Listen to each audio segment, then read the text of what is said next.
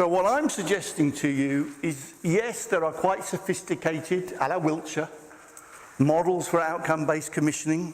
You can develop that. Chris knows lots about it because she's been on both sides of the coin there, so she understands that. And there's nothing wrong with it. I'm not trying to say anything wrong. But my advice to councils this day and age is go for the simpler option.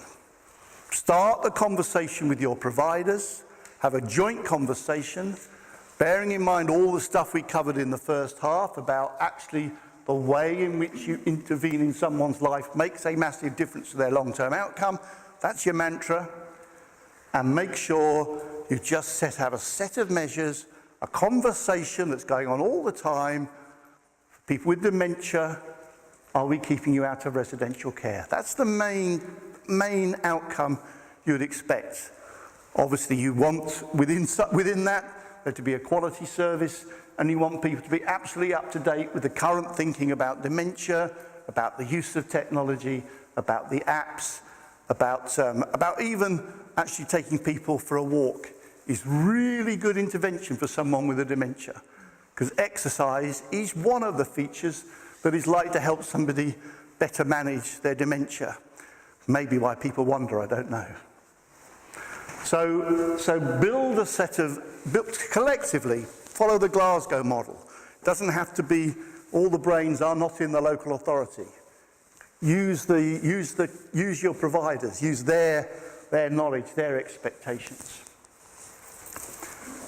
But bear in mind, there are variables in this. And bear in mind, this whole question we've touched on today, who decides, particularly who has been re-abled, who has been to the point where the service can be stopped, or where the service can be reduced or increased. Those are quite important decisions in any system, because obviously, as you make those decisions, and whoever makes those decisions will impact on the performance of the provider. We know, for example, that there are a cohort of social workers who pretty well, given a slightly risky situation, will prescribe residential care as the solution for people, whatever the options are, and however good the care being provided already is. That's not the provider's fault. So be aware that these things aren't kind of quite written in stone in the kind of way that you might be able to just hold, it's not totally. And of course, the essence of all of this, I wouldn't begin to move to outcome-based commissioning. And I have to say, this is a very strong feature, even with all the problems they've had in Wiltshire.